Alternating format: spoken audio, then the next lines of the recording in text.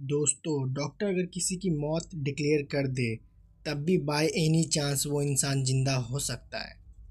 आप में से ज़्यादातर लोगों का जवाब नहीं होगा और आप में से कुछ लोग ऐसे भी होंगे जो ये चमत्कार होते हुए खुद देखे भी होंगे। और मेरी आप बीती भी कुछ ऐसी ही है। बस फ़र्क सिर्फ इतना ही है कि वो मर के ज़िंदा होने वाला इंसान मैं ही हूँ।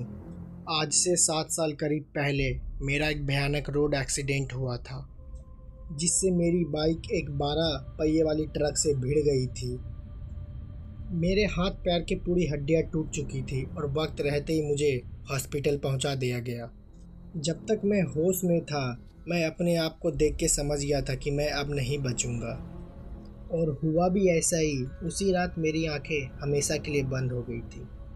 पर ये मेरा अंत नहीं था। अचानक मेरी दिल की धड़कन तेज हो गई और मुझे एक अचानक सा बहुत बड़ा झटका लगा। उसकी वजह से मेरी आंखें खुल गई और जैसे ही आंखें खुली तो मैंने अपने सामने पिताजी को देखा। पिताजी थे, दोनों हाथ जोड़े अपने सर ठिकाए हुए मेरे सामने पड़े हुए थे। फिर मैंने अपने आसपास नज़र फिरा के देखा तो कुछ लोग इर्द गिर्द बैठे हुए थे, जो कि बहुत ही अजीब दिख रहे थे। फिर मैंने एक नज़र अपने पे डाली तो मैंने देखा मेरा पूरा बदन लाल कीचड़ से पूरा सना हुआ है। इतने में ही मैं कुछ समझ पाता, जो मेरे इर्द गिर्द आदमी बैठे हुए थे अचानक ही मेरे आंख पे काली पट्टी बांध दी।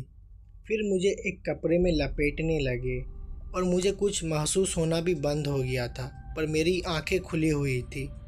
अब ना तो मुझे कुछ बाहर का सुनाई दे रहा था और ना ही वो मेरे बदन पे लपटा हुआ कपड़ा भी महसूस हो रहा था। इस दौरान मैंने अपने पिताजी, जिसे मैंने अपने सामने खड़ा हुआ देखा था, इर्द गिर्द मैंने देखा कहीं दिखाई नहीं दे रहे थे। फिर मैंने आवाज़ भी लगाई, तब भी कोई रिस्पॉन्स नहीं आ रहा था। फिर मैं पूरा शांत हो गया। फिर अचानक ही मुझे संग की धुनी सुनाई देने लगी। धुनी के फौरन बाद ही आवाज़ भी आने लगी लोगों की। मेरे पे वो लिपटा हुआ कपड़ा और आंखों की पट्टी हटाई गई। फिर जो मैंने देखा अपने परिवार और घर वाले के साथ था। ये देखकर मुझे काफ़ी खुशी हुई, पर ना जाने क्यों मेरे परिवार मेरे करीबी नहीं आ रहे थे। फिर मैंने जब उनसे सवाल करते हुए पूछा, क्या हुआ, तुम लोग मेरे से दूर क्यों भाग रहे हो? फिर मेरे घर वाले ने इसका कुछ जवाब नहीं दिया, बस इशारे से बताया बाथरूम जाने के लिए, क्योंकि वो चिपचिपी लाल मिट्टी अभी भी मेरे पूरे शरीर पे लगा हुआ था।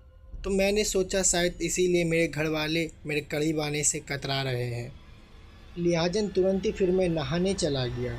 फिर जब मैं नहा धो के आया, मेरे घर वाले मुझसे बात तो कर रहे थे, पर कुछ भी खुल के बोल नहीं रहे थे मुझे। मैं इतना तो समझ गया था कुछ ज़रूर बात है, पर क्या, ये तो मुझे जानना बहुत ही ज़रूरी था। फिर मैंने अपने पिताजी से पूछा, जोर देते हुए कि आखिर बात क्या है। तो पिताजी ने अपनी चुप्पी तोड़ते हुए बताई कि बस बेटा इतना जान लो ये तुम्हारी दूसरी ज़िंदगी है। तुम्हारी मौत 1 साल पहले ही हो चुकी है और तुम्हें मौत की दुनिया से मुझे वापस लाने में 1 साल लग गया। पिताजी के ये कहने से कि मेरी मौत 1 साल पहले हो गई, मुझे कुछ ठीक से समझ में नहीं आया। फिर पिताजी ने मुझे मेरा डेथ सर्टिफिकेट दिखाया तो ये देख के मैं पूरा दंग रह गया। अपना डेथ सर्टिफिकेट देखने के बाद मेरे गले से बात ही नहीं उतर रही थी कि मेरी मौत पहले ही हो चुकी है। मैं अभी और पिताजी से सवाल करता, तभी पिताजी ने मुझे बोला कि कैसे हुआ नहीं हुआ, इस सब से बेटा तुम जितना दूर रहोगे उतना ही हमारे लिए और हमारी फैमिली के लिए अच्छा होगा। ये बोलकर पिताजी वहाँ से चले गए। खैर उस समय मैंने पिताजी की बात मान ली और कोई सवाल जवाब नहीं किया, पर मेरे मन में यूं ही सवालों का सैलाब उठा हुआ था और मैं बहुत ही अजीब महसूस कर रहा था। फिर दिन यूं ही गुजरते गए। ना जाने क्यों मेरे घर वाले मेरे से यूं ही दूरी बनाए रखते। रात होते ही सब अपने अपने कमरे में चले जाते और अंदर से दरवाज़ा बंद कर लेते। उसके बाद वो लोग एक ही बार अगली सुबह ही वापस आते। फिर मुझे बहुत अजीब महसूस होता। मुझे कभी कभी लगता कि मैं हूँ ही नहीं। कभी कभी अपना शक्ल शीशा में देख के सोच में पड़ जाता ये कौन है। फिर मुझे अलग अलग शौक भी लग गई थी, जैसे कि पेंटिंग की। फिर मैं पेंटिंग बनाता तो वो पेंटिंग बहुत ही डरावनी बनती और बहुत ही मनहूस बनती।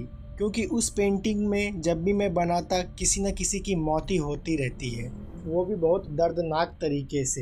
हैरानी की बात तो ये है, मुझे कुछ पता ही नहीं चलता कब मैंने पेंटिंग बनाना शुरू किया है और कब ख़त्म।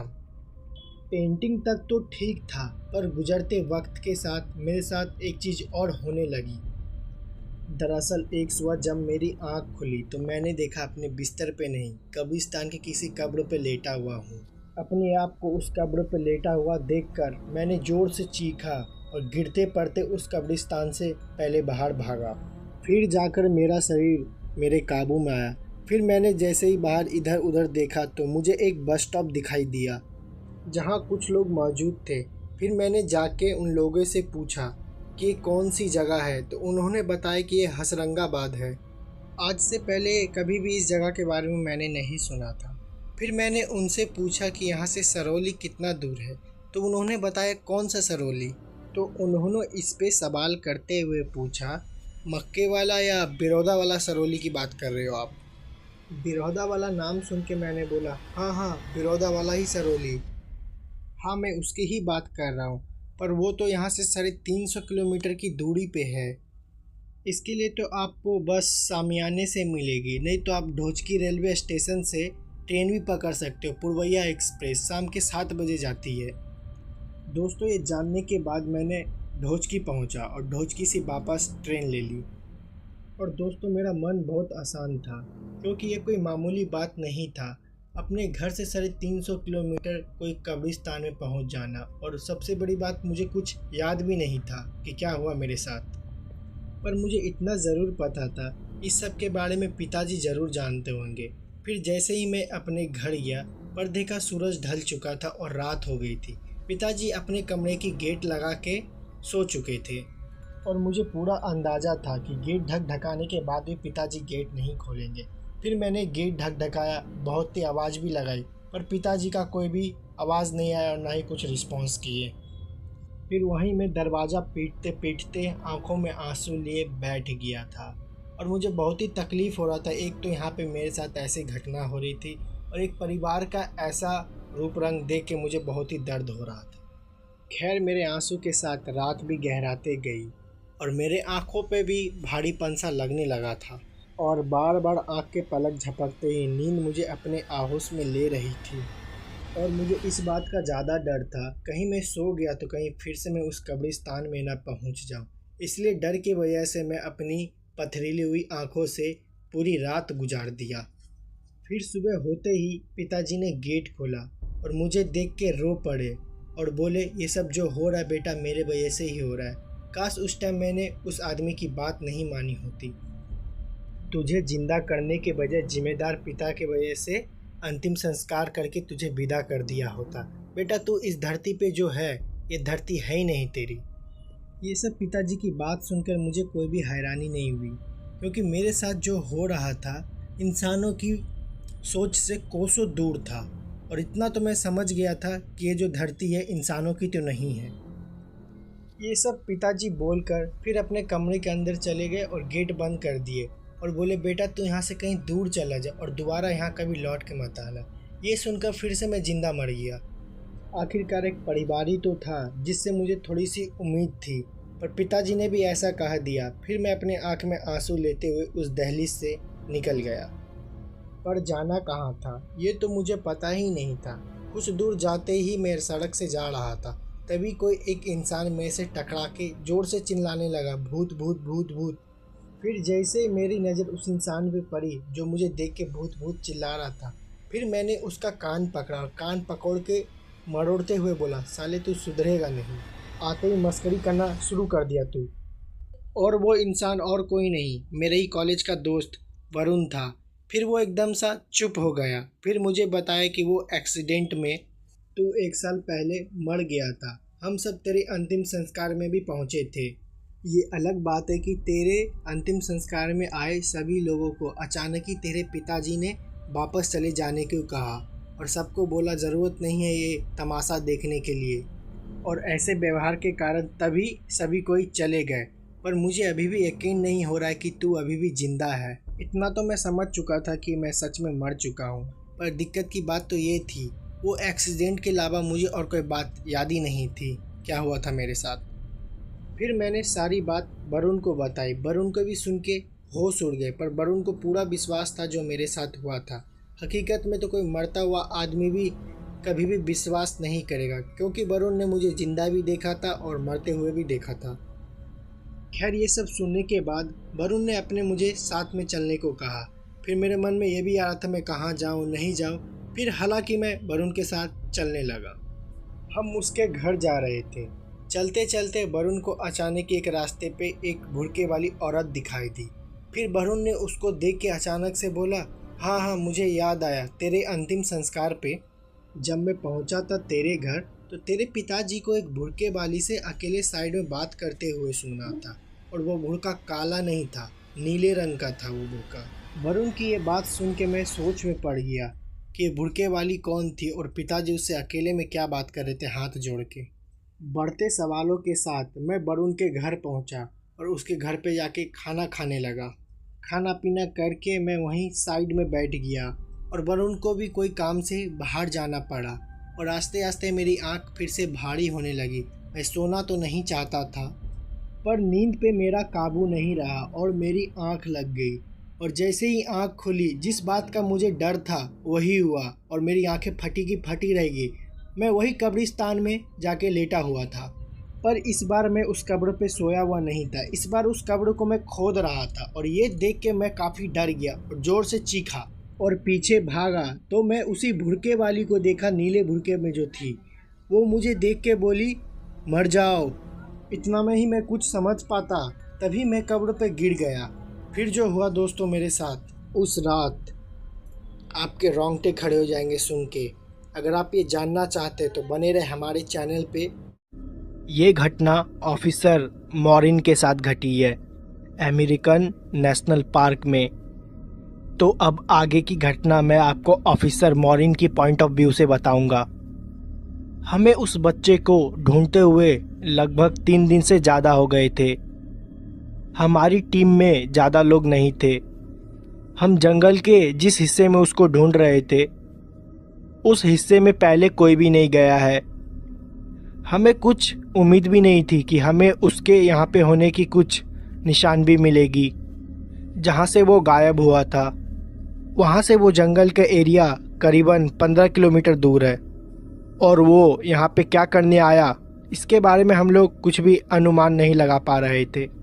जो लड़का गायब हुआ था उसका नाम रॉन था। अपने दोस्तों के साथ कैंपिंग के लिए आया था। उसके दोस्तों ने बताया वो लोग कैंप फायर के पास बैठे हुए थे। तभी रॉन को अचानक से किसी की चिल्लाने की आवाज़ आई। हालांकि वो आवाज़ किसी को भी सुनाई नहीं दी थी सिवाय रॉन के। वो आवाज़ जिधर से आई थी उसी तरफ बहुत अजीब तरीक़ा से देखने लगा। उसके दोस्त जब शांत हुए और उन्होंने रॉन से जब पूछा कि तुम किधर देख रहे हो, तो उन्हें बिना कुछ जवाब दिए जंगल के उस हिस्से में भाग गया और वो बोल रहा था कि वो मुझे बुला रही है और वो चिल्ला रही है। उसके दोस्तों ने उससे पूछा कि तुमको कौन बुला रही है।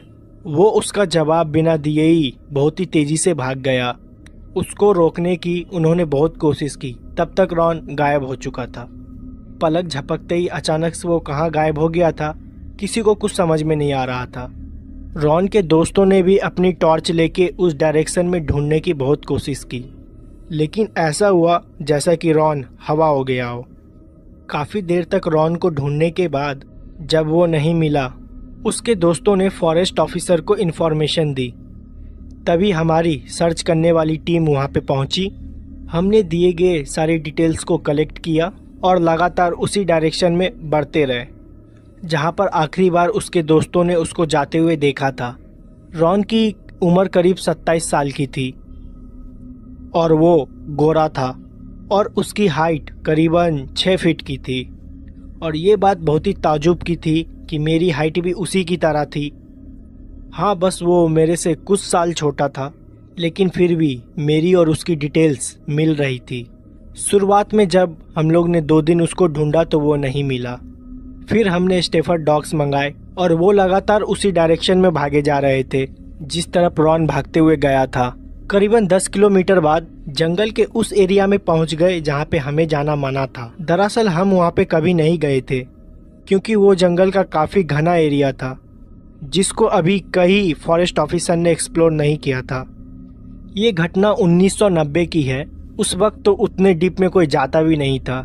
उतना सर्च करने के बाद हमें रॉन की जूते मिले जो कि उसके दोस्तों ने वेरीफाई किया वो रॉन की जूते हैं। वो इतनी दूर क्या करने आया था हमें कुछ भी समझ में नहीं आ रहा था। हमें वहाँ पे रॉन की पैर के निशान भी मिले। एक पैर में उसने जूता पहना हुआ था और दूसरे पैर में कुछ नहीं। कुछ दूर हमने पैर के निशान का पीछा किया और वो पैर का निशान एक छोटा सा दलदल के पास आके ख़त्म हो गया। फिर उस दलदल के बाद हमें एक मोटे पैर के निशान मिले जो कि रॉन के तो बिल्कुल भी नहीं थे। वो निशानों को देख के इतना तो पता चल गया था हो ना हो रॉन यहीं कहीं है, क्योंकि हर कुछ मीटर बाद हमें रॉन के कपड़े या कुछ ऐसी चीज़ मिल रही थी कि हमें ये पता चले कि वो रॉन की ही चीज़ है। जिस वक्त हम जंगल के एरिया में खड़े थे उस टाइम हमारी टीम में कुल 4 लोग थे और हम लोग के पास एक स्निफर डॉग भी था और हमारे पास हमारी एक गन थी और एक टॉर्च। हमने प्लान बनाया कि हम चारों लोग अलग अलग डायरेक्शन में जाएंगे क्योंकि जहाँ पर रॉन के फुटप्रिंट्स ख़त्म हो गए थे कि वहाँ से हमें कुछ भी पता नहीं था कि हम लोग किधर जाएं। उसको ढूंढते हुए काफ़ी ज़्यादा दिन हो गए थे। अब हम लोग को वापस भी बुलाया जा रहा था क्योंकि हमें और भी ज़्यादा काम थे, लेकिन हमारा ये केस पूरा नहीं हुआ था। मुझे अक्सर अंदर से ऐसा महसूस हो रहा था कि रॉन मिल जाएगा। वो अचानक से कहाँ गायब हो गया किसी को भी कुछ नहीं पता। मेरे साथ जो कुत्ता था उसका नाम ब्रूनो था। मैं और ब्रूनो उसी डायरेक्शन में जा रहे थे जहाँ से हमें बड़े पैरों का निशान मिला था। ब्रूनो आगे बढ़ता जा रहा था और मैं उसी के पीछे था। कुछ दूर जाने के बाद ब्रूनो अचानक से खड़ा हो गया और शांत हो गया। उसने कोई भी रिएक्शन नहीं दिया, बस एक बड़े से झाड़ के पीछे देख रहा था और उसी झाड़ की तरफ देख के भौंक रहा था। मैं उसे आगे जाने के लिए बोल रहा था पर वो वहाँ से आगे जा ही नहीं रहा था। फिर मैंने खुद झाड़ के पीछे जाके देखा तो वहाँ पे एक आदमी बैठा हुआ था। वो देखने में बहुत ही ज़्यादा अजीब लग रहा था। वो अपने कमर के ऊपर कुछ भी नहीं पहना हुआ था और वो खाली काले रंग की पैंट पहनी हुई थी। उसकी पीठ पूरी काली थी। ऐसा लग रहा था कि उसके पूरे पीठ में किसी ने काली मट्टी लगा दी हो। वो मट्टी में कुछ खोज रहा था और बहुत ही ज़्यादा डरा हुआ था। उसके तेज तेज सांस लेने की आवाज़ भी मुझे सुनाई दे रही थी। मैंने उसको बुलाने की कोशिश की। मैंने उसको जैसे ही बुलाया वो मट्टी में खोदना बंद कर दिया और आगे की तरफ देखने लगा। वो अपने शरीर में हल्का सा भी मूवमेंट नहीं किया था। उससे मैं करीबन 5 मीटर की दूरी पे खड़ा था। उसने कोई भी हरकत नहीं की। वो बहुत ज़्यादा डरा हुआ था। मैंने अपनी पिस्तौल बाहर निकाल ली क्योंकि मुझको ऐसा लग रहा था कि वो मुझ पे हमला करेगा। मैंने उसको अपनी तरफ घूमने के लिए बोला लेकिन वो नहीं घूमा और उठ के जंगल के अंदर भागने लगा। वो उस तरफ जा रहा था जहाँ पे कोई भी नहीं जाता है। जंगल के उस एरिया में तो बहुत अंधेरा होता है, सूरज की रोशनी भी वहाँ पे ढंग से नहीं पहुँच पाती है। मैं उसे बार बार रोकने की चेतावनी दे रहा था लेकिन उसने मेरी बात नहीं सुनी। जब मैं आगे की तरफ भागा तो मेरे साथ मेरा कुत्ता भी भागा और हम दोनों उसे पकड़ने की कोशिश कर रहे थे। आखिर वो जंगल में क्या कर रहा था हमें कुछ भी नहीं पता था। थोड़ी देर बाद मैंने सोचा मैं उसे गोली मार के रोकने की कोशिश करूं, क्योंकि अब मुझे वो बहुत ज़्यादा खतरनाक लग रहा था। मैं उसे गोली नहीं मार सकता था। मेरे दिमाग में शायद ये चल रहा था कि उसे मेरी मदद की ज़रूरत हो और शायद मुझसे वो बहुत ज़्यादा डर गया हो। मैंने हवा में एक फायर किया और मेरी गोली चलाते ही वो उसी वक्त रुक गया। मैंने उसे पीछे घूमने के लिए बोला और वो तुरंत घूमा और उसको देख के मेरे हाथ से मेरी बंदूक छूट गई। वो आदमी जो भी था उसका शक्ल हूबहू मेरे से मिल रही थी। उसकी हाइट, उसकी आंखें, उसके चेहरे पे जितने भी बाल थे हूबहू मेरे से मिल रहे थे। मेरा कुत्ता लगातार उसको देख के भौंके जा रहा था और मैं उसे देख रहा था। कुछ देर के लिए मेरे हाथ पैर एकदम जम गए थे लेकिन वो मुझे देखने में बहुत ही ज़्यादा डरावना लग रहा था। ऐसा लग रहा था कि वो मुझे मार डालेगा। मुझे कुछ भी नहीं समझ में आ रहा था कि मैं क्या करूं। वो मेरी तरफ कुछ देर के लिए मुझे घूर के देखने लगा और फिर मुझे कुछ भी याद नहीं। मैं बेहोश हो गया था। मैं जब बेहोश हो रहा था तो मैंने आखिरी बार उस आदमी को देखा था। वो काफ़ी धुंधला दिखाई दे रहा था क्योंकि मेरी आंखें ढंग से खुल भी नहीं रही थी। मुझे सिर्फ बस इतना दिखाई दे रहा था कि वो मेरे पास आ रहा है और मेरे कानों में मेरे कुत्ते की भौंकने की आवाज़ सिर्फ आ रही थी। उसके बाद मुझे कुछ भी याद नहीं और जब मेरी आंखें खुली तो मैं अपने बेस के रेस्टिंग रूम में सोया हुआ था। मुझे कुछ भी समझ में नहीं आया कि मेरे साथ क्या हुआ और वहाँ पे मैं कैसे पहुँचा। जब मैंने अपने गलीग से पूछा तो उसने मुझे बताया कि उस बच्चों को ढूंढते हुए मैं जंगल में चला गया था, लेकिन बहुत ज़्यादा अंदर चला गया था। जब मेरी कोई खबर उन्हें नहीं मिली तो वो लोग मुझे भी ढूंढने के लिए आए और मैं उनको चलते हुए मिल रहा था। मैं धीरे धीरे जंगल के बाहर चलता हुआ आ रहा था, कहीं खोया हुआ था। उन्होंने मुझसे बात करने की बहुत कोशिश की लेकिन उनका जवाब मैंने कुछ भी नहीं दिया। फिर मैं उन लोग के सामने ही बेहोश हो गया और सच बताऊं तो मुझे ये सब कुछ भी याद नहीं है। मेरे साथ क्या हुआ और मैं अपने आप जंगल के बाहर चलते हुए कैसे पहुंचा, इसका मुझे कोई भी आइडिया नहीं था। मेरे साथ जो मेरा कुत्ता था वो भी मेरे साथ चल रहा था और ताजुब की बात तो ये है मेरे कुत्ते को भी इस सब चीज के बारे में कुछ भी भनक नहीं लगी। मैंने बहुत कोशिश की कि मेरा डॉगी मुझे किसी तरह का सिग्नल दे और बताने की कोशिश करे कि मुझे क्या हुआ था, लेकिन उसको कुछ भी याद नहीं था। वो ऐसा बर्ताव कर रहा था कि ऐसा कुछ कभी हुआ ही नहीं। जंगल का वो हिस्सा कहाँ था अब दोबारा मुझे तो मिल ही नहीं रहा था। मैं अपने आप को कुछ भी समझा नहीं पा रहा था क्योंकि मेरा दिमाग ढंग से काम नहीं कर रहा था। फिर इसके बारे में मैंने किसी से कुछ भी बात नहीं की और वो लड़का रॉन जिसको सब कोई ढूंढ रहे थे वो भी उन्हें एक पेड़ के नीचे बैठा हुआ मिला और वो भी एकदम शांत था। जब पुलिस वालों ने उनसे पूछा कि वो कहाँ भाग के गया था और वो इतने दिन से कहाँ गायब था तो उसके पास इसका कोई भी जवाब नहीं था। उसने बोला उसे कुछ भी याद नहीं है, उसको बस लास्ट सीन इतना ही याद है कि वो अपने दोस्तों के साथ कैंप फायर के पास बैठा था।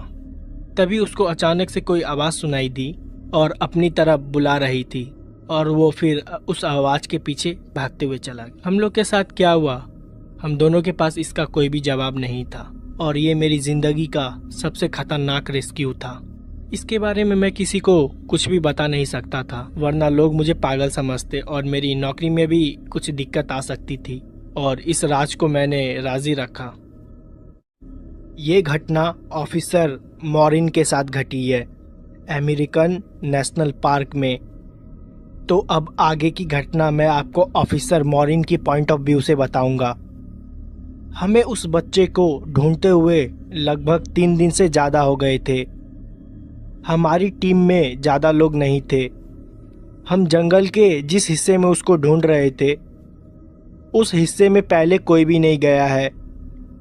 हमें कुछ उम्मीद भी नहीं थी कि हमें उसके यहाँ पे होने की कुछ निशान भी मिलेगी।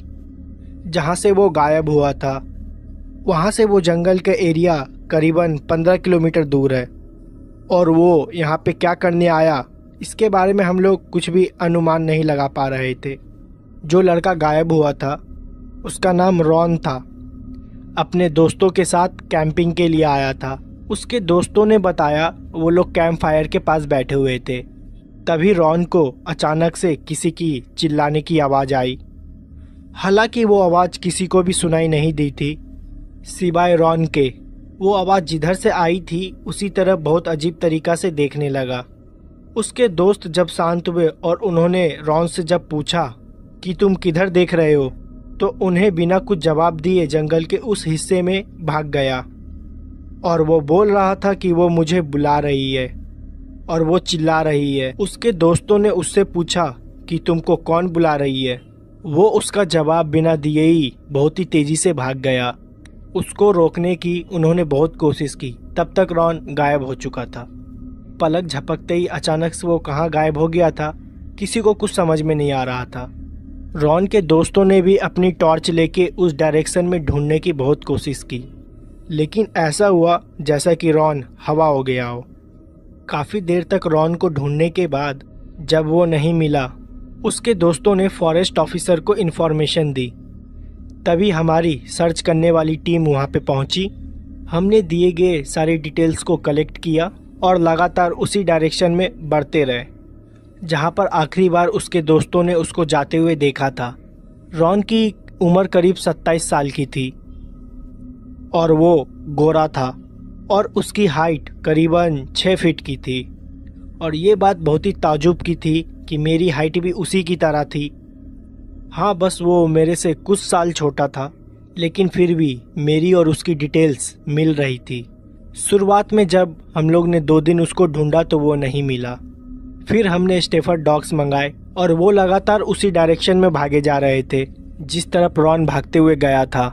करीबन 10 किलोमीटर बाद जंगल के उस एरिया में पहुंच गए जहां पे हमें जाना मना था। दरअसल हम वहां पे कभी नहीं गए थे क्योंकि वो जंगल का काफ़ी घना एरिया था जिसको अभी कई फॉरेस्ट ऑफिसर ने एक्सप्लोर नहीं किया था। ये घटना 1990 की है। उस वक्त तो उतने डीप में कोई जाता भी नहीं था। उतना सर्च करने के बाद हमें रॉन की जूते मिले जो कि उसके दोस्तों ने वेरीफाई किया वो रॉन की जूते हैं। वो इतनी दूर क्या करने आया था हमें कुछ भी समझ में नहीं आ रहा था। हमें वहाँ पे रॉन की पैर के निशान भी मिले। एक पैर में उसने जूता पहना हुआ था और दूसरे पैर में कुछ नहीं। कुछ दूर हमने पैर के निशान का पीछा किया और वो पैर का निशान एक छोटा सा दलदल के पास आके ख़त्म हो गया। फिर उस दलदल के बाद हमें एक मोटे पैर के निशान मिले जो कि रॉन के तो बिल्कुल भी नहीं थे। वो निशानों को देख के इतना तो पता चल गया था हो ना हो रॉन यहीं कहीं है, क्योंकि हर कुछ मीटर बाद हमें रॉन के कपड़े या कुछ ऐसी चीज़ मिल रही थी कि हमें ये पता चले कि वो रॉन की ही चीज़ है। जिस वक्त हम जंगल के एरिया में खड़े थे उस टाइम हमारी टीम में कुल 4 लोग थे और हम लोग के पास एक स्निफर डॉग भी था और हमारे पास हमारी एक गन थी और एक टॉर्च। हमने प्लान बनाया कि हम चारों लोग अलग अलग डायरेक्शन में जाएंगे क्योंकि जहाँ पर रॉन के फुटप्रिंट्स ख़त्म हो गए थे कि वहाँ से हमें कुछ भी पता नहीं था कि हम लोग किधर जाए। उसको ढूंढते हुए काफ़ी ज़्यादा दिन हो गए थे। अब हम लोग को वापस भी बुलाया जा रहा था क्योंकि हमें और भी ज़्यादा काम थे, लेकिन हमारा ये केस पूरा नहीं हुआ था। मुझे अक्सर अंदर से ऐसा महसूस हो रहा था कि रॉन मिल जाएगा। वो अचानक से कहाँ गायब हो गया किसी को भी कुछ नहीं पता। मेरे साथ जो कुत्ता था उसका नाम ब्रूनो था। मैं और ब्रूनो उसी डायरेक्शन में जा रहे थे जहाँ से हमें बड़े पैरों का निशान मिला था। ब्रूनो आगे बढ़ता जा रहा था और मैं उसी के पीछे था। कुछ दूर जाने के बाद ब्रूनो अचानक से खड़ा हो गया और शांत हो गया। उसने कोई भी रिएक्शन नहीं दिया, बस एक बड़े से झाड़ के पीछे देख रहा था और उसी झाड़ की तरफ देख के भौंक रहा था। मैं उसे आगे जाने के लिए बोल रहा था पर वो वहाँ से आगे जा ही नहीं रहा था। फिर मैंने खुद झाड़ के पीछे जाके देखा तो वहाँ पे एक आदमी बैठा हुआ था। वो देखने में बहुत ही ज़्यादा अजीब लग रहा था। वो अपने कमर के ऊपर कुछ भी नहीं पहना हुआ था और वो खाली काले रंग की पैंट पहनी हुई थी। उसकी पीठ पूरी काली थी। ऐसा लग रहा था कि उसके पूरे पीठ में किसी ने काली मट्टी लगा दी हो। वो मट्टी में कुछ खोज रहा था और बहुत ही ज़्यादा डरा हुआ था। उसके तेज तेज सांस लेने की आवाज़ भी मुझे सुनाई दे रही थी। मैंने उसको बुलाने की कोशिश की। मैंने उसको जैसे ही बुलाया वो मट्टी में खोदना बंद कर दिया और आगे की तरफ देखने लगा। वो अपने शरीर में हल्का सा भी मूवमेंट नहीं किया था। उससे मैं करीबन 5 मीटर की दूरी पे खड़ा था। उसने कोई भी हरकत नहीं की। वो बहुत ज़्यादा डरा हुआ था। मैंने अपनी पिस्तौल बाहर निकाल ली क्योंकि मुझको ऐसा लग रहा था कि वो मुझ पे हमला करेगा। मैंने उसको अपनी तरफ घूमने के लिए बोला लेकिन वो नहीं घूमा और उठ के जंगल के अंदर भागने लगा। वो उस तरफ जा रहा था जहाँ पे कोई भी नहीं जाता है। जंगल के उस एरिया में तो बहुत अंधेरा होता है। सूरज की रोशनी भी वहाँ पे ढंग से नहीं पहुँच पाती है। मैं उसे बार बार रोकने की चेतावनी दे रहा था लेकिन उसने मेरी बात नहीं सुनी। जब मैं आगे की तरफ भागा तो मेरे साथ मेरा कुत्ता भी भागा और हम दोनों उसे पकड़ने की कोशिश कर रहे थे। आखिर वो जंगल में क्या कर रहा था हमें कुछ भी नहीं पता था। थोड़ी देर बाद मैंने सोचा मैं उसे गोली मार के रोकने की कोशिश करूं, क्योंकि अब मुझे वो बहुत ज़्यादा खतरनाक लग रहा था। मैं उसे गोली नहीं मार सकता था। मेरे दिमाग में शायद ये चल रहा था कि उसे मेरी मदद की ज़रूरत हो और शायद मुझसे वो बहुत ज़्यादा डर गया हो। मैंने हवा में एक फायर किया और मेरी गोली चलाते ही वो उसी वक्त रुक गया। मैंने उसे पीछे घूमने के लिए बोला और वो तुरंत घूमा और उसको देख के मेरे हाथ से मेरी बंदूक छूट गई। वो आदमी जो भी था उसका शक्ल हूबहू मेरे से मिल रही थी। उसकी हाइट, उसकी आंखें, उसके चेहरे पे जितने भी बाल थे हूबहू मेरे से मिल रहे थे। मेरा कुत्ता लगातार उसको देख के भौंके जा रहा था और मैं उसे देख रहा था। कुछ देर के लिए मेरे हाथ पैर एकदम जम गए थे, लेकिन वो मुझे देखने में बहुत ही ज़्यादा डरावना लग रहा था। ऐसा लग रहा था कि वो मुझे मार डालेगा। मुझे कुछ भी नहीं समझ में आ रहा था कि मैं क्या करूं। वो मेरी तरफ कुछ देर के लिए मुझे घूर के देखने लगा और फिर मुझे कुछ भी याद नहीं। मैं बेहोश हो गया था। मैं जब बेहोश हो रहा था तो मैंने आखिरी बार उस आदमी को देखा था। वो काफ़ी धुंधला दिखाई दे रहा था क्योंकि मेरी आंखें ढंग से खुल भी नहीं रही थी। मुझे सिर्फ बस इतना दिखाई दे रहा था कि वो मेरे पास आ रहा है और मेरे कानों में मेरे कुत्ते की भौंकने की आवाज़ सिर्फ आ रही थी। उसके बाद मुझे कुछ भी याद नहीं। और जब मेरी आंखें खुली तो मैं अपने बेस के रेस्टिंग रूम में सोया हुआ था। मुझे कुछ भी समझ में नहीं आया कि मेरे साथ क्या हुआ और वहाँ पे मैं कैसे पहुँचा।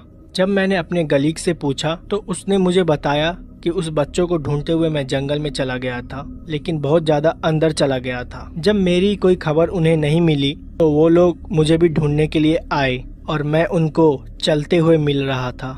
मैं धीरे धीरे जंगल के बाहर चलता हुआ आ रहा था, कहीं खोया हुआ था। उन्होंने मुझसे बात करने की बहुत कोशिश की, लेकिन उनका जवाब मैंने कुछ भी नहीं दिया। फिर मैं उन लोग के सामने ही बेहोश हो गया और सच बताऊं तो मुझे ये सब कुछ भी याद नहीं है। मेरे साथ क्या हुआ और मैं अपने आप जंगल के बाहर चलते हुए कैसे पहुंचा, इसका मुझे कोई भी आइडिया नहीं था। मेरे साथ जो मेरा कुत्ता था वो भी मेरे साथ चल रहा था और ताजुब की बात तो ये है मेरे कुत्ते को भी इस सब चीज के बारे में कुछ भी भनक नहीं लगी। मैंने बहुत कोशिश की कि मेरा डॉगी मुझे किसी तरह का सिग्नल दे और बताने की कोशिश करे कि मुझे क्या हुआ था, लेकिन उसको कुछ भी याद नहीं था। वो ऐसा बर्ताव कर रहा था कि ऐसा कुछ कभी हुआ ही नहीं। जंगल का वो हिस्सा कहाँ था अब दोबारा मुझे तो मिल ही नहीं रहा था। मैं अपने आप को कुछ भी समझा नहीं पा रहा था क्योंकि मेरा दिमाग ढंग से काम नहीं कर रहा था। फिर इसके बारे में मैंने किसी से कुछ भी बात नहीं की और वो लड़का रॉन जिसको सब कोई ढूंढ रहे थे वो भी उन्हें एक पेड़ के नीचे बैठा हुआ मिला और वो भी एकदम शांत था। जब पुलिस वालों ने उनसे पूछा कि वो कहाँ भाग के गया था और वो इतने दिन से कहाँ गायब था तो उसके पास इसका कोई भी जवाब नहीं था। उसने बोला उसे कुछ भी याद नहीं है, उसको बस लास्ट सीन इतना ही याद है कि वो अपने दोस्तों के साथ कैंप फायर के पास बैठा था। तभी उसको अचानक से कोई आवाज़ सुनाई दी और अपनी तरफ बुला रही थी और वो फिर उस आवाज़ के पीछे भागते हुए चला गया। हम लोग के साथ क्या हुआ, हम दोनों के पास इसका कोई भी जवाब नहीं था और ये मेरी ज़िंदगी का सबसे खतरनाक रेस्क्यू था। इसके बारे में मैं किसी को कुछ भी बता नहीं सकता था, वरना लोग मुझे पागल समझते और मेरी नौकरी में भी कुछ दिक्कत आ सकती थी और इस राज को मैंने राजी रखा। ये घटना ऑफिसर मॉरिन के साथ घटी है अमेरिकन नेशनल पार्क में। तो अब आगे की घटना मैं आपको ऑफिसर मॉरिन की पॉइंट ऑफ व्यू से बताऊंगा। हमें उस बच्चे को ढूंढते हुए लगभग 3 दिन से ज़्यादा हो गए थे। हमारी टीम में ज़्यादा लोग नहीं थे। हम जंगल के जिस हिस्से में उसको ढूंढ रहे थे उस हिस्से में पहले कोई भी नहीं गया है। हमें कुछ उम्मीद भी नहीं थी कि हमें उसके यहाँ पे होने की कुछ निशान भी मिलेगी। जहाँ से वो गायब हुआ था वहाँ से वो जंगल का एरिया करीबन 15 किलोमीटर दूर है और वो यहाँ पे क्या करने आया इसके बारे में हम लोग कुछ भी अनुमान नहीं लगा पा रहे थे। जो लड़का गायब हुआ था उसका नाम रॉन था। अपने दोस्तों के साथ कैंपिंग के लिए आया था। उसके दोस्तों ने बताया वो लोग कैंप फायर के पास बैठे हुए थे। तभी रॉन को अचानक से किसी की चिल्लाने की आवाज़ आई। हालांकि वो आवाज़ किसी को भी सुनाई नहीं दी थी सिवाय रॉन के। वो आवाज़ जिधर से आई थी उसी तरफ बहुत अजीब तरीक़ा से देखने लगा। उसके दोस्त जब शांत हुए और उन्होंने रॉन से जब पूछा कि तुम किधर देख रहे हो तो उन्हें बिना कुछ जवाब दिए जंगल के उस हिस्से में भाग गया और वो बोल रहा था कि वो मुझे बुला रही है और वो चिल्ला रही है। उसके दोस्तों ने उससे पूछा कि तुमको कौन बुला रही है। वो उसका जवाब बिना दिए ही बहुत ही तेज़ी से भाग गया। उसको रोकने की उन्होंने बहुत कोशिश की, तब तक रॉन गायब हो चुका था। पलक झपकते ही अचानक से वो कहाँ गायब हो गया था, किसी को कुछ समझ में नहीं आ रहा था। रॉन के दोस्तों ने भी अपनी टॉर्च लेके उस डायरेक्शन में ढूंढने की बहुत कोशिश की, लेकिन ऐसा हुआ जैसा कि रॉन हवा हो गया हो। काफ़ी देर तक रॉन को ढूंढने के बाद जब वो नहीं मिला, उसके दोस्तों ने फॉरेस्ट ऑफिसर को इन्फॉर्मेशन दी। तभी हमारी सर्च करने वाली टीम वहाँ पे पहुँची। हमने दिए गए सारी डिटेल्स को कलेक्ट किया और लगातार उसी डायरेक्शन में बढ़ते रहे जहाँ पर आखिरी बार उसके दोस्तों ने उसको जाते हुए देखा था। रॉन की उम्र करीब 27 साल की थी और वो गोरा था और उसकी हाइट करीबन 6 फीट की थी। और ये बात बहुत ही ताजुब की थी कि मेरी हाइट भी उसी की तरह थी। हाँ, बस वो मेरे से कुछ साल छोटा था, लेकिन फिर भी मेरी और उसकी डिटेल्स मिल रही थी। शुरुआत में जब हम लोग ने 2 दिन उसको ढूंढा तो वो नहीं मिला। फिर हमने स्टेफर्ड डॉग्स मंगाए और वो लगातार उसी डायरेक्शन में भागे जा रहे थे जिस तरफ रॉन भागते हुए गया था। करीबन 10 किलोमीटर बाद जंगल के उस एरिया में पहुंच गए जहां पे हमें जाना मना था। दरअसल हम वहां पे कभी नहीं गए थे क्योंकि वो जंगल का काफ़ी घना एरिया था जिसको अभी कई फॉरेस्ट ऑफिसर ने एक्सप्लोर नहीं किया था। ये घटना 1990 की है। उस वक्त तो उतने डीप में कोई जाता भी नहीं था। उतना सर्च करने के बाद हमें रॉन की जूते मिले, जो कि उसके दोस्तों ने वेरीफाई किया वो रॉन की जूते हैं। वो इतनी दूर क्या करने आया था, हमें कुछ भी समझ में नहीं आ रहा था। हमें वहाँ पे रॉन की पैर के निशान भी मिले। एक पैर में उसने जूता पहना हुआ था और दूसरे पैर में कुछ नहीं। कुछ दूर हमने पैर के निशान का पीछा किया और वो पैर का निशान एक छोटा सा दलदल के पास आके ख़त्म हो गया। फिर उस दलदल के बाद हमें एक मोटे पैर के निशान मिले जो कि रॉन के तो बिल्कुल भी नहीं थे। वो निशानों को देख के इतना तो पता चल गया था हो ना हो रॉन यहीं कहीं है, क्योंकि हर कुछ मीटर बाद हमें रॉन के कपड़े या कुछ ऐसी चीज़ मिल रही थी कि हमें ये पता चले कि वो रॉन की ही चीज़ है। जिस वक्त हम जंगल के एरिया में खड़े थे उस टाइम हमारी टीम में कुल 4 लोग थे और हम लोग के पास एक स्निफर डॉग भी था और हमारे पास हमारी एक गन थी और एक टॉर्च। हमने प्लान बनाया कि हम चारों लोग अलग अलग डायरेक्शन में जाएंगे, क्योंकि जहाँ पर रॉन के फुटप्रिंट्स ख़त्म हो गए थे कि वहाँ से हमें कुछ भी पता नहीं था कि हम लोग किधर जाएं। उसको ढूंढते हुए काफ़ी ज़्यादा दिन हो गए थे। अब हम लोग को वापस भी बुलाया जा रहा था क्योंकि हमें और भी ज़्यादा काम थे, लेकिन हमारा ये केस पूरा नहीं हुआ था। मुझे अक्सर अंदर से ऐसा महसूस हो रहा था कि रॉन मिल जाएगा। वो अचानक से कहाँ गायब हो गया किसी को भी कुछ नहीं पता। मेरे साथ जो कुत्ता था उसका नाम ब्रूनो था। मैं और ब्रूनो उसी डायरेक्शन में जा रहे थे जहाँ से हमें बड़े पैरों का निशान मिला था। ब्रूनो आगे बढ़ता जा रहा था और मैं उसी के पीछे था। कुछ दूर जाने के बाद ब्रूनो अचानक से खड़ा हो गया और शांत हो गया।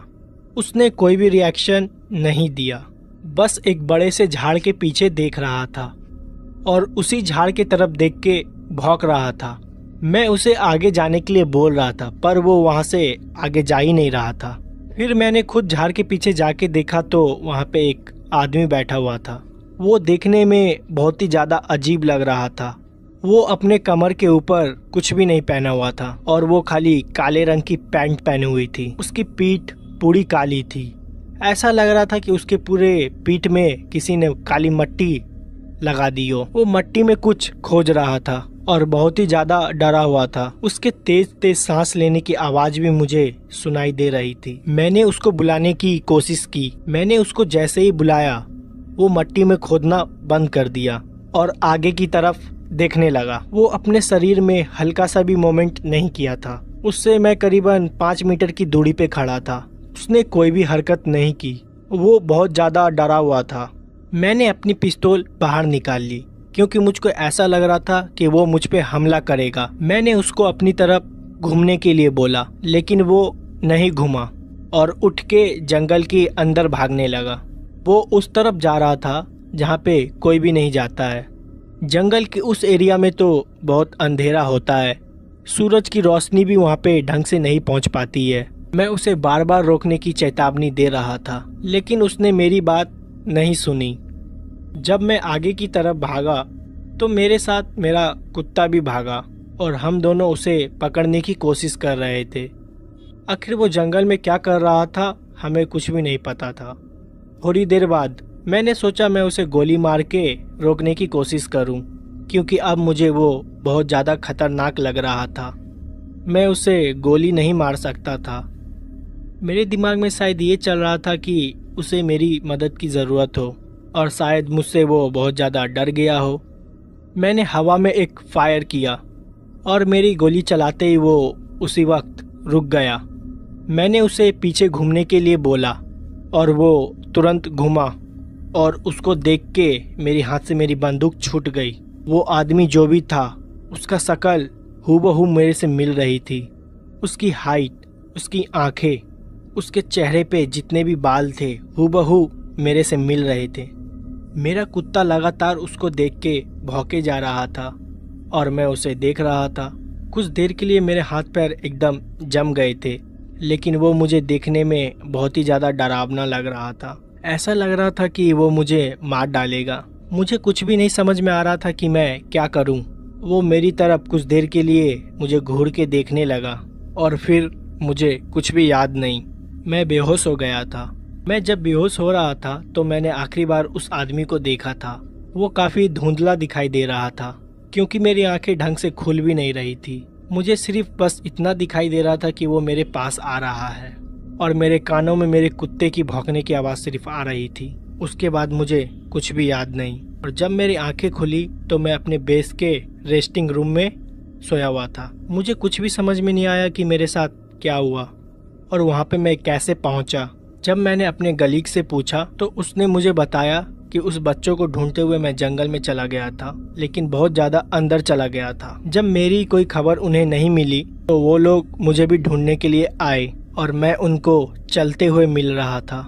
मैं धीरे धीरे जंगल के बाहर चलता हुआ आ रहा था, कहीं खोया हुआ था। उन्होंने मुझसे बात करने की बहुत कोशिश की, लेकिन उनका जवाब मैंने कुछ भी नहीं दिया। फिर मैं उन लोग के सामने ही बेहोश हो गया और सच बताऊं तो मुझे ये सब कुछ भी याद नहीं है। मेरे साथ क्या हुआ और मैं अपने आप जंगल के बाहर चलते हुए कैसे पहुंचा, इसका मुझे कोई भी आइडिया नहीं था। मेरे साथ जो मेरा कुत्ता था वो भी मेरे साथ चल रहा था और ताजुब की बात तो ये है मेरे कुत्ते को भी इस सब चीज के बारे में कुछ भी भनक नहीं लगी। मैंने बहुत कोशिश की कि मेरा डॉगी मुझे किसी तरह का सिग्नल दे और बताने की कोशिश करे कि मुझे क्या हुआ था, लेकिन उसको कुछ भी याद नहीं था। वो ऐसा बर्ताव कर रहा था कि ऐसा कुछ कभी हुआ ही नहीं। जंगल का वो हिस्सा कहाँ था अब दोबारा मुझे तो मिल ही नहीं रहा था।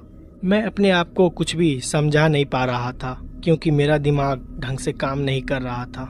फिर इसके बारे में मैंने किसी से कुछ भी बात नहीं की और वो लड़का रॉन जिसको सब कोई ढूंढ रहे थे वो भी उन्हें एक पेड़ के नीचे बैठा हुआ मिला और वो भी एकदम शांत था। जब पुलिस वालों ने उनसे पूछा कि वो कहाँ भाग के गया था और वो इतने दिन से कहाँ गायब था तो उसके पास इसका कोई भी जवाब नहीं था। उसने बोला उसे कुछ भी याद नहीं है, उसको बस लास्ट सीन इतना ही याद है कि वो अपने दोस्तों के साथ कैंप फायर के पास बैठा था। तभी उसको अचानक से कोई आवाज़ सुनाई दी और अपनी तरफ बुला रही थी और वो फिर उस आवाज़ के पीछे भागते हुए चला गया। हम लोग के साथ क्या हुआ, हम दोनों के पास इसका कोई भी जवाब नहीं था और ये मेरी ज़िंदगी का सबसे खतरनाक रेस्क्यू था। इसके बारे में मैं किसी को कुछ भी बता नहीं सकता था, वरना लोग मुझे पागल समझते और मेरी नौकरी में भी कुछ दिक्कत आ सकती थी और इस राज को मैंने राजी रखा। मेरा नाम मनोज है, मैं सीतापुर का रहने वाला हूँ। ये घटना 2009 की है। मधु चाची अपना सारा काम निपटा के ही सोने जाती थी। रात में खाना बनाने के बाद वो देर रात तक बर्तन मांज के सोने जाती थी। देर रात बर्तन मांज के साफ सफाई करके सोने जाती थी। हमारा गांव काफ़ी ज़्यादा पुराना था, ठीक से डेवलपमेंट भी नहीं हुआ था। हमारे गांव में करीबन 200 घर थे। 200 घर में केवल 6 नल कुएं के पास बने हुए थे। सरकार ने कई नलों को तो कई सालों से सर्विस भी नहीं कराया था। मधु चाची उन्हीं नल में से एक नल पे रात को बर्तन धो रही थी। वो नल हमारे ठीक घर के सामने था, तो हमें पानी लेने में काफ़ी ज़्यादा आसानी होती थी। हमारे गांव में ढेर सारे बड़े बड़े बर्तन होते थे। मेरा परिवार भी काफ़ी ज़्यादा बड़ा था बड़ी बड़ी पटरियाँ, बड़ी बड़ी कढ़ाई, कुकर का तो जमाना भी नहीं था हमारे टाइम में। बर्तन को अच्छे से मांजने के लिए मधु चाची चावल का भूसी का उपयोग करती थी, जिससे बर्तन बहुत अच्छे से मंजते थे और साफ सफाई भी बहुत अच्छी हो जाती थी। वो घर में लेडीज में सबसे छोटी थी और इसलिए वो सारा काम खत्म करके ही सोने जाती थी, ताकि दिन में उनको ज़्यादा काम ना करना पड़े। मधु चाची की अक्सर तबीयत खराब रहती थी। मेरे चाचा और मेरे घर वाले उनसे बोलते थे कि ज़्यादा काम ना करे, थोड़ा आराम भी कर लिया करे, लेकिन वो बात ही नहीं सुनती थी। अपनी दवाइयाँ भी समय से नहीं खाती थी, बस सबसे ऐसे ही बोला करती थी, ये तो नॉर्मल जुकाम है, बस ऐसे ही ठीक हो जाएगा। लेकिन उनकी ये बीमारी कुछ और ही थी। अंदर धीरे धीरे वो बीमारी बढ़ते चली गई। एक दिन रात के करीब 1 बजे मधु चाची अपना सारा काम खत्म करके आई और जैसे ही सोने जा रही थी, अचानक से उनके सर में बहुत तेज दर्द उठा और वो बेहोश हो गई। उनको सब कोई उठाया, लेकिन वो नहीं उठी। उस वक्त हॉस्पिटल भी हमारे गांव से काफ़ी ज़्यादा दूर में था। हमारे घर से 2 घर छोड़ के एक वैद्य जी रहते थे, उनको तुरंत बुला के लाया गया। वैद्य जी ने जब मधु चाची की नाड़ी चेक की तो उनकी नाड़ी नहीं मिल रही थी, उनकी हार्ट बीट भी बंद हो चुकी थी और वो मर चुकी थी। इतना जल्दी उन्हें क्या हो गया, कुछ समझ में नहीं आया। किसी तरह उनको रात में सब कोई अस्पताल भी लेके गए। अस्पताल पहुंचने के बाद जब डॉक्टर ने उन्हें चेक किया तो वो मर चुकी थी। वजह किसी को नहीं पता थी। काफ़ी कोशिश करने के बावजूद भी जब वो होश में नहीं आई तो उनको मृत्यु घोषित कर दिया गया। उसी रात मधु चाची को सबको घर लाया गया।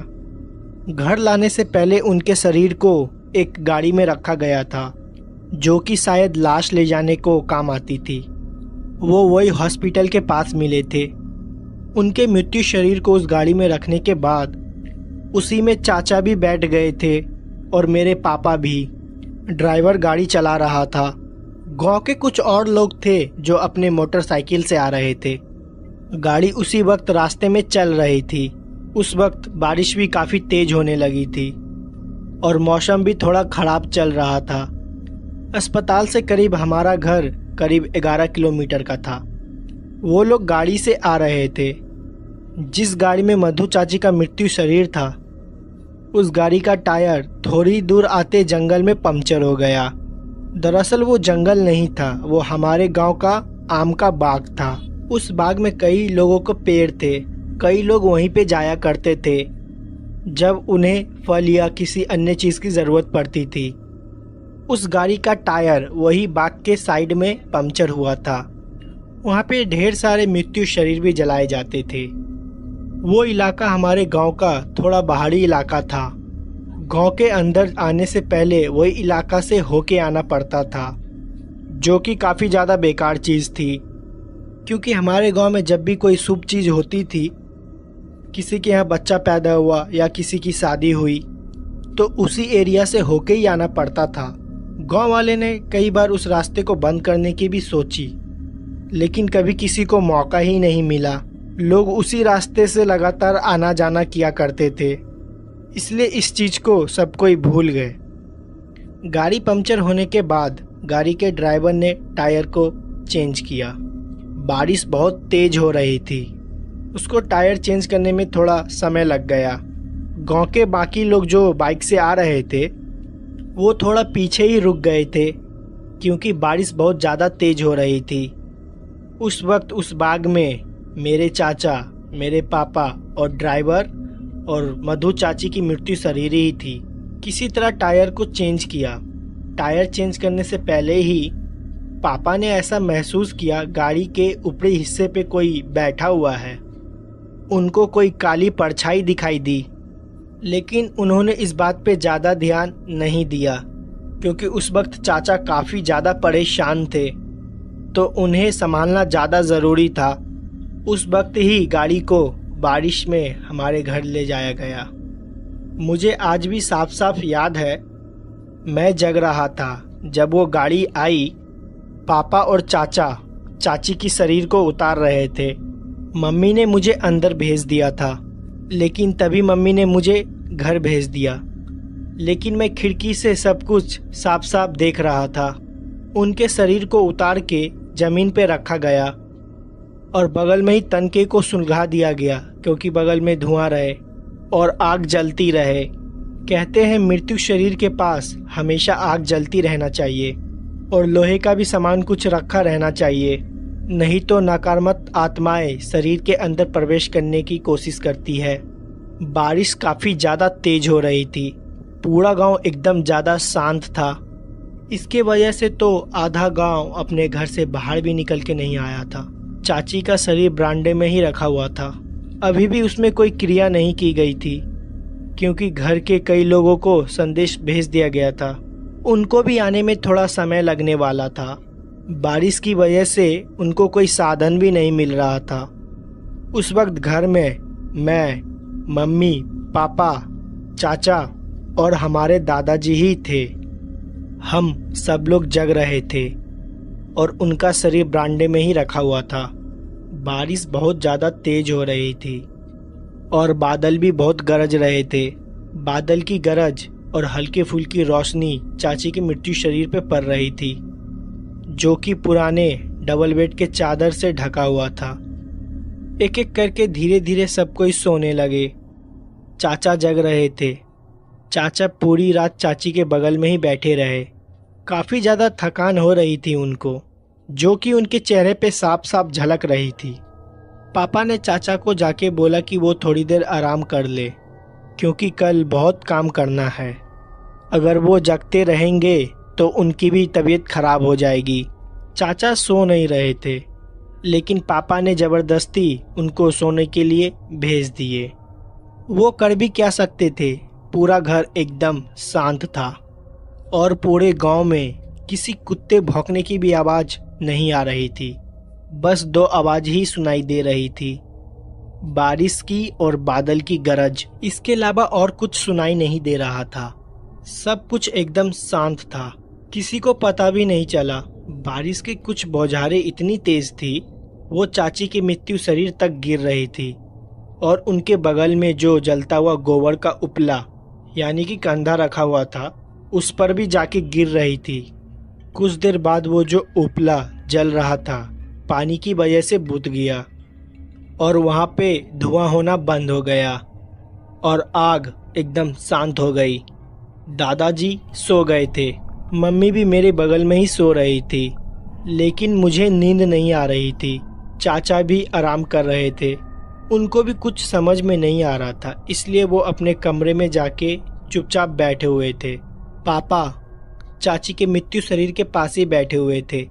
मुझे साफ साफ याद है, उस वक्त रात के 2 या 2:30 बज रहे थे। मुझे साफ साफ याद है, उस वक्त रात के 2 या 2:30 बज रहे थे। एक जोरदार बिजली कड़की। जिस कमरे में मैं और मम्मी लेटे हुए थे, उसका दरवाज़ा नहीं बंद था। उसमें बस पर्दा लगा दिया था और दरवाज़ा इसलिए नहीं बंद किया गया था ताकि किसी को भी किसी चीज़ की ज़रूरत हो तो मम्मी जाके उसे दे दे। हमारे घर में सिर्फ 2 ही महिला थी, एक मेरी मम्मी और एक चाची। चाची अब ख़त्म हो गई थी। उस वक्त मैं चुपचाप अपनी कमरों में लेटा हुआ था और दरवाजे के बाहर ही देख रहा था। बादल की गरजने की रोशनी, मुझे दरवाजे पे साफ साफ गरजने की आवाज़ सुनाई दे रही थी। उसी रोशनी में मैंने किसी को एक तरफ से दूसरी तरफ जाते हुए देखा और वो कोई महिला थी। मैंने साफ साफ उन्हें देखा था। ये मेरा कोई वहम नहीं था। उसने साड़ी पहनी हुई थी, एक तरफ से दूसरी तरफ घर के अंदर जा रही थी, मतलब घर के बरामदे से होते हुए किचन की तरफ। मुझे समझ में नहीं आया मैंने क्या देखा। मैं थोड़ा सा डर भी गया था, पर मुझे लगा शायद गांव की कोई महिला आई होगी। चाची की एक सहेली थी जिसका नाम सुषमा था। वो अक्सर चाची से मिलने आया करती थी। सुषमा को अभी तक चाची की मौत के बारे में पता नहीं चला था, तो वो शायद मिलने आई होगी। मैं तुरंत अपनी बिस्तर से नीचे उतरा और मैंने सोचा मैं जाके सुषमा चाची को सब कुछ बता दूं, लेकिन वो गायब हो गई। ऐसा लगा हो कि वो एकदम हवा हो गई हो। मैं कमरे से बाहर निकल के किचन की तरफ जाके देखने लगा। मुझे कुछ भी दिखाई नहीं दिया। मैं फिर दोबारा घर के बाहर के तरफ गया और मैं एक चीज़ देख के एकदम हैरान हो गया। मेरी चाची का मृत्यु शरीर वहाँ पे नहीं था और जिस चादर से उन्हें ढक रखा था वो नीचे की तरफ पड़ा हुआ था।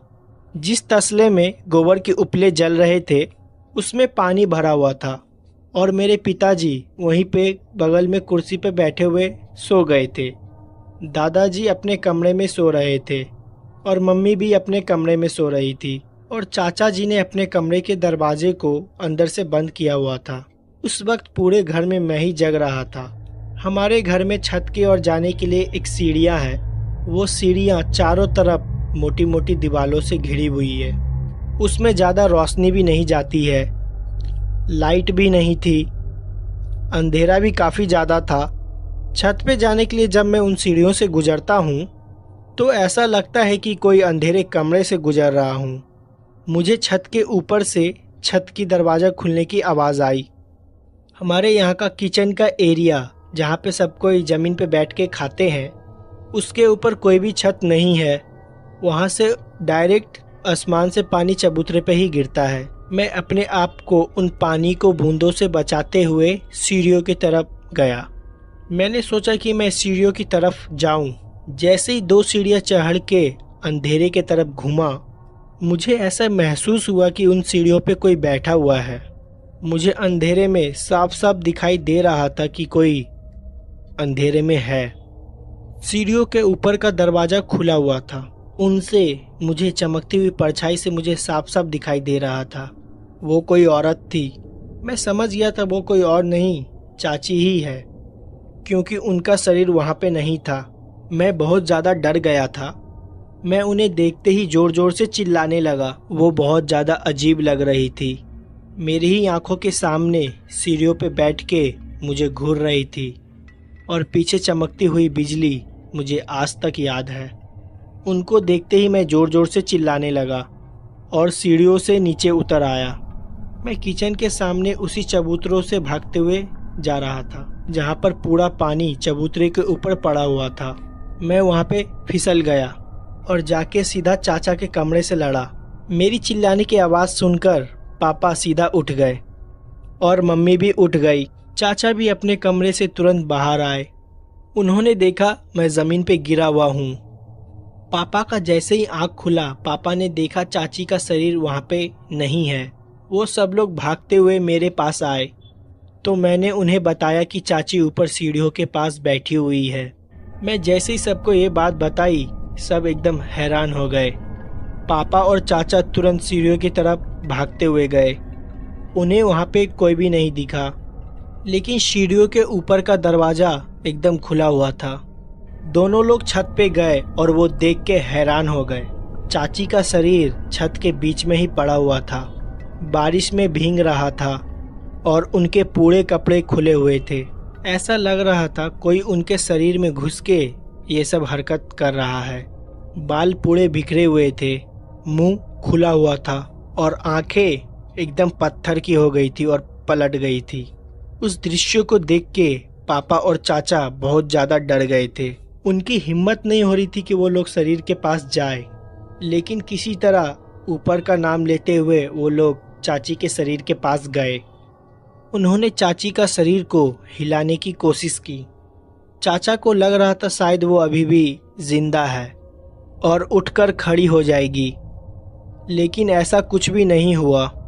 फिर चाचा और पापा उनके शरीर को उठाकर उसी जगह पर लेके आए और दोबारा आग जलाई। फिर वहीं पे सब लोग बैठे हुए थे। मम्मी ने मुझे दोबारा कमरे के अंदर भेज दिया, लेकिन मैं कमरे के अंदर नहीं रुक रहा था, इसलिए मैं दादाजी के पास जाकर सो गया।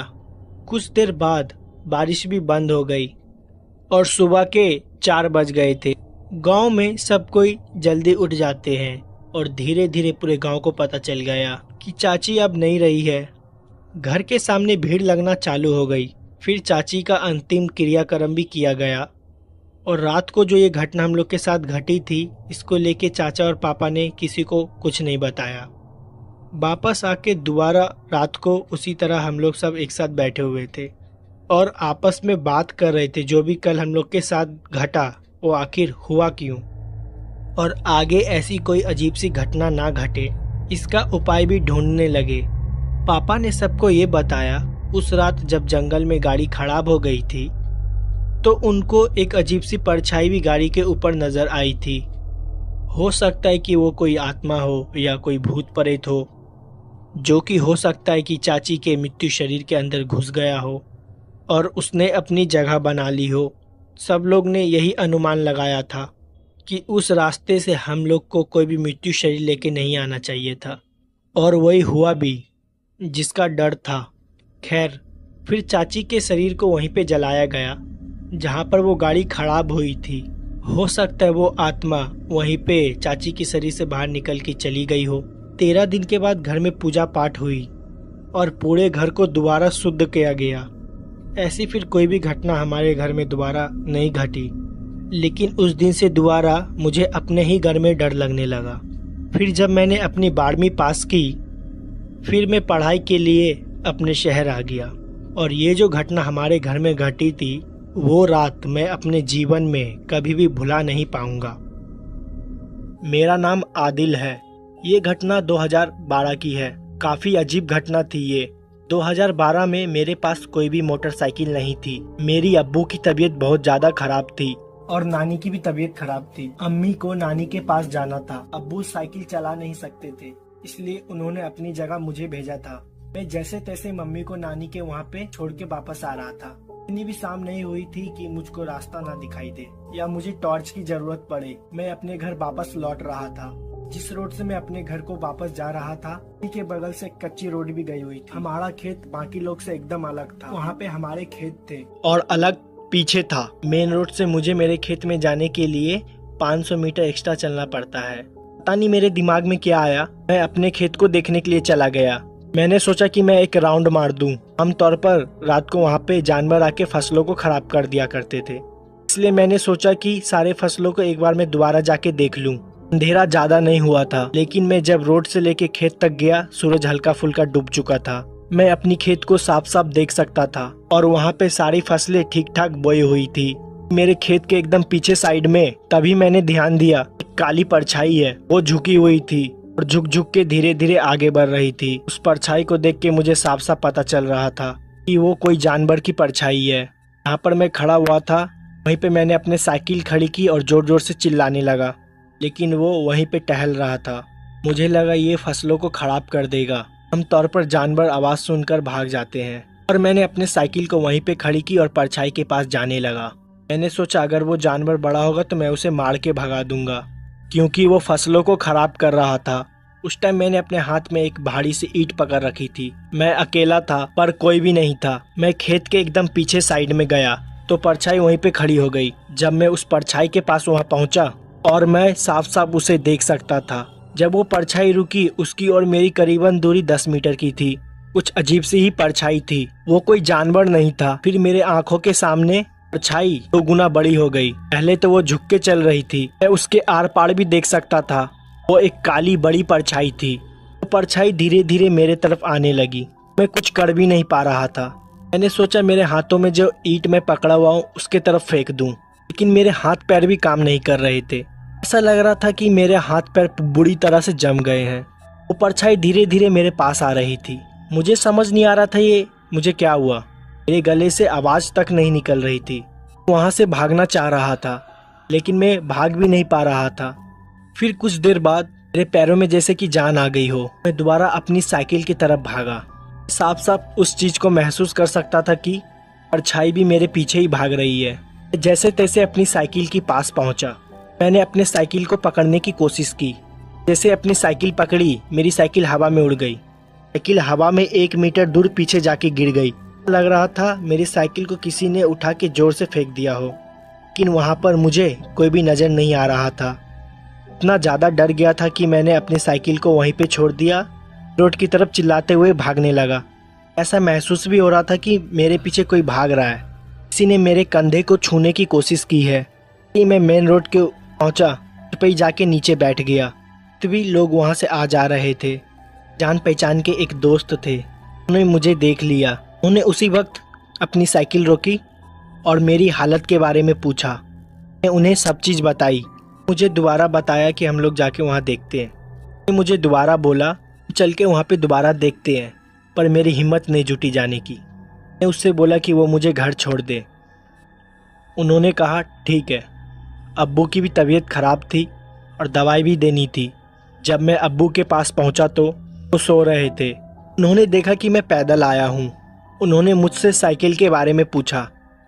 मैंने उनसे कहा कि साइकिल मेरे एक दोस्त के पास है, कुछ देर में वो मुझे साइकिल लाकर दे जाएगा। वो जिन्होंने मुझे मेरे घर तक पहुंचाया था, वो बाद में मेरे दोस्त के साथ मेरे खेत पे परछाई को देखने के लिए गए। उन्होंने बताया कि वहाँ पे कोई भी परछाई नहीं दिखी और मेरी साइकिल वहाँ रोड पे ही पड़ी हुई मिली। मैंने उन्हें बताया कि ये जो घटना मेरे साथ घटी ये एकदम सत्य थी। हालांकि वो मेरे बात पे विश्वास कर रहे थे। मैं मन ही मन सोच रहा था कि वो सोच रहे होंगे कि मैं झूठ बोल रहा हूँ या मुझे किसी तरह का कोई वहम हुआ है। वो मेरी साइकिल वापस लाके मुझे दे गए और इस घटना को अगले दिन मैंने अपने अम्मी को भी बोला। फिर अम्मी ने मुझे वहाँ पे रात को जाने से मना किया और उस दिन के बाद से और मैं वहाँ पे रात को कभी भी नहीं जाता हूँ।